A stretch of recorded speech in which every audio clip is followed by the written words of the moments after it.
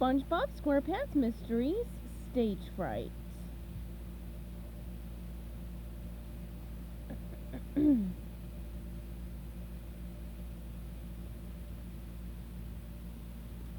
Chapter 14.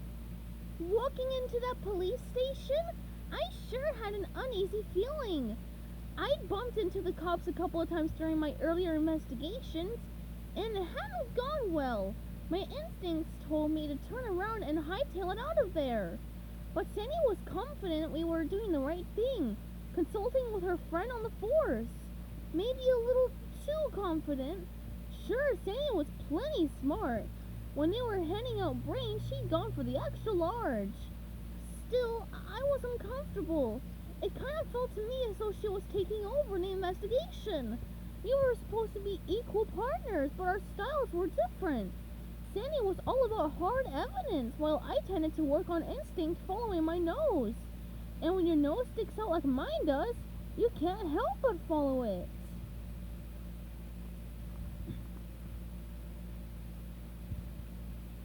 Sandy walked up to the front desk. Officer Tarpon was on duty. He looked up from his paperwork. "May I help you?" "You sure can," she said, smiling her friendliest smile. "We'd like to see Officer O'Malley, please." "You've got a crime to report?" Officer Tarpon asked. "Because I can help you with that." "The only crime we've got to report is lots of the chum bucket," SpongeBob said, laughing. Officer Tarpon just stared at him. That was a joke," SpongeBob said.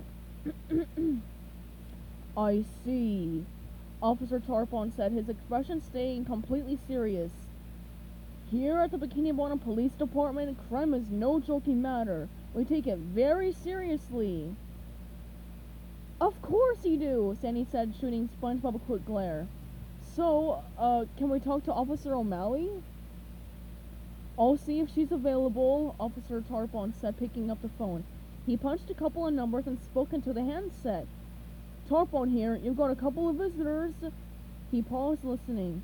"A squirrel and, He looked SpongeBob up and down. "Silly joker of some kind, possibly a sponge or a chunk of cheese." He listened a moment, then hung up the phone. He nodded toward a hallway behind him. "Down that hallway, third door on the right." "Thank you kindly, officer," Sandy said, flashing him another friendly smile. "Much obliged." "You're welcome," Officer Tarpon told her. "Thanks, officer," SpongeBob said. Tarpon ignored him, returning to his paperwork. Sandy and SpongeBob found their way to Officer Nancy O'Malley's office and knocked on the door. "Come in," a voice said from inside. They opened the door and saw a fish with curly red hair sitting behind a desk piled high with folders and documents. "Sandy!" the officer said when she saw her friend.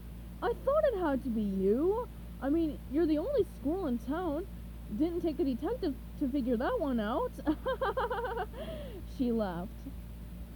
The two friends hugged. "Nice to see you, Nancy," Sandy said. "This here's my friend SpongeBob." "Nice to meet you, SpongeBob."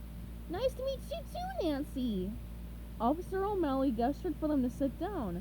Her office was small, but she did have a couple of plain chairs for visitors.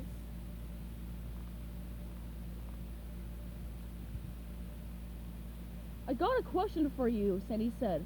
"We were wondering if the handwriting on this note," she held up the anonymous, threatening note she had found in the theater, "matches the handwriting on any of these." She showed Nancy the pile of writing samples. O'Malley raised her eyebrows. "Wow, that's a lot of samples. Can I ask what this is for?" "It's confidential," SpongeBob said. "I see," the officer said, frowning. "Sorry, Nancy," Sandy apologized. "I know it's a big favor, but it's really important. I'll definitely owe you one. More than one." She handed over the note and the handwriting samples. "Well," O'Malley said, hesitating, "I'll do what I can. This'll take a while." She picked up the anonymous note and read it out loud. "Cancel the show or else." She looked at Sandy and SpongeBob questioningly. "Show?" The two just sat there in silence, trying to keep their faces perfectly blank. Okay, I get it, Nancy said. It's confidential. Can you tell us anything about who wrote that note? SpongeBob asked eagerly. She pulled a magnifying glass out of her desk drawer and started studying the note. Inspired, SpongeBob whipped out his own magnifying glass and leaned across the desk, intending to do his own close examination. Bonk! His head knocked against hers. Do you mind? The officer asked, rubbing her forehead. SpongeBob, Sandy whispered. Let Nancy do her expert examination. SpongeBob put his magnifying glass away and slumped back in his chair, pouting a little. Aww. So, Sandy asked after a few moments, what do you think? She leaned forward eagerly. O'Malley set her magnifying glass down and looked up from the document. Well, it's tricky. It's written in printed capital letters, so there's not much to go on. With cursive writing, you get loops, flourishes, connections between the letters, that sort of thing. With printing, you don't get any of that. And capital letters with no lowercase letters limit the information even more. Sandy deflated a little, looking disappointed. But at first glance, I can make a couple of guesses, O'Malley continued. I'd say whoever wrote this was trying to disguise their own handwriting, using plain block letters. They made big letters, which might mean they're trying to make up for feeling small. The lines are dark and heavy, thick. That suggests the person who wrote this is potentially unhinged. SpongeBob and Sandy exchanged a quick glance. They weren't too surprised that the culprit was capable of chaos. They'd seen the puppet monster throwing and whacking cast members, and they'd been there when the light had crashed on into the stage so hard it cut into the boards. Whoever was responsible meant business. SpongeBob picked Bubble Bass's paper out of the pile of handwriting samples. It was easy to spot since it was bigger than the others. What would you say about this one? Does it match the unsigned note? He handed it to her. O'Malley read the sample out loud. Verily I say unto thee, thou art a worthy adversary indeed. She snorted with laughter. Where'd you get this? An old castle with a drawbridge? Again, SpongeBob and Sandy remained silent. Right, Nancy said, nodding. Confidential, yeah. She held the sign next to the threatening notes. Well, they're both printed, not cursive. So, you think maybe the same person wrote them both? Sandy said, excited. The graphologist shook her head. Seriously doubt it. The word choices are completely different. It's like whoever wrote this sign thinks they're a knight or something. Of course, they could have tried to disguise their natural writing style of the note, but the paper is different, so are the lines of the letters. They're thicker in the note. The shapes of the letters are different too. See how the O's in the note are rounded than the O's on this page? SpongeBob and Sandy both leaned forward, studying the two pieces of paper. They hadn't really noticed it before, but Nancy was right. The O's didn't match. I'm seeing differences with other letters too, O'Malley continued. Again, it's very possible, even likely, that whoever wrote this threatening note worked hard to disguise their printing. But I'd be very surprised if the same person wrote these two documents. She flipped through the stack of handwriting samples from the cast members. I'm not seeing matches to any of these other samples either. SpongeBob and Sandy couldn't help but look disappointed. If no one in the cast of the show was trying to sabotage it, then who was? Nancy saw the disappointment on the two detectives' faces. But that doesn't mean for sure that none of the writers whose samples you took wrote that note.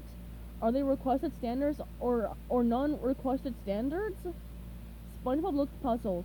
What does that mean? Officer O'Malley smiled. Sorry, that's graphology talk. Did you ask people to write something for you, or did you just collect stuff they'd already written? We asked them to write something for us, Sadie said. Except for the one with a knight in shining armor talk, SpongeBob interjected. Yeah, that's what I thought, Nancy said, nodding. That's too bad. Non-requested standards are better, since they're more likely to show the writer's true style. She handed the stack of papers to Sandy. Sorry about that. That's okay, Sandy said. We sure do appreciate you taking the time to help us out. No problem, O'Malley said. But I won't forget that favor you owe me. she added with a sly smile.